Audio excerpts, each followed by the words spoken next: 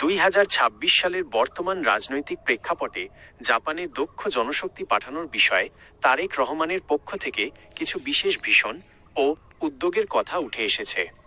দেশের তরুণ সমাজকে দক্ষ করে আন্তর্জাতিক শ্রমবাজারে, বিশেষ করে জাপানের মতো উন্নত দেশে পাঠাতে তিনি বেশ কিছু আধুনিক পরিকল্পনার কথা তুলে ধরেছেন। তারেক রহমানের এই বিশেষ উদ্যোগ ও ভাবনার মূল দিকগুলো নিচে দেওয়া হলো। Skilled Bangladesh vision. তারেক রহমান তার রাজনৈতিক দর্শনে দক্ষ জনশক্তি রপ্তানিকে অগ্রাধিকার দিয়েছেন।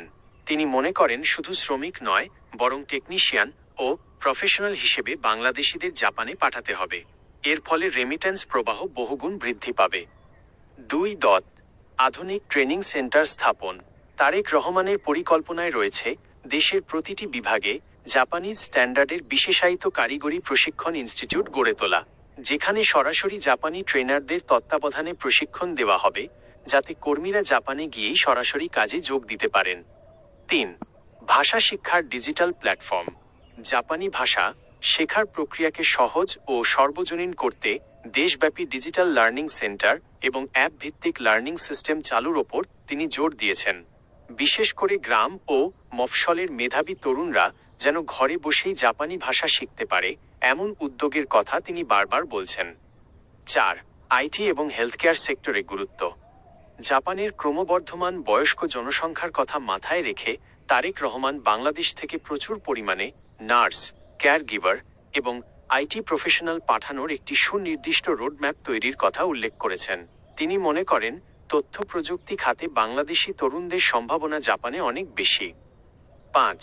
সিন্ডিকেট মুক্ত নিয়োগ প্রক্রিয়া। বিদেশে কর্মী পাঠানোর ক্ষেত্রে সিন্ডিকেট ও মধ্যস্বত্বভোগীদের দৌরাত্ম্য বন্ধ করে একটি স্বচ্ছ ও দুর্নীতিমুক্ত নিয়োগ প্রক্রিয়া নিশ্চিত করার প্রতিশ্রুতি দিয়েছেন তিনি। এতে করে সাধারণ ঘরের সন্তানরা কোনো প্রকার অতিরিক্ত টাকা খরচ না করেই জাপানে যাওয়ার সুযোগ পাবে।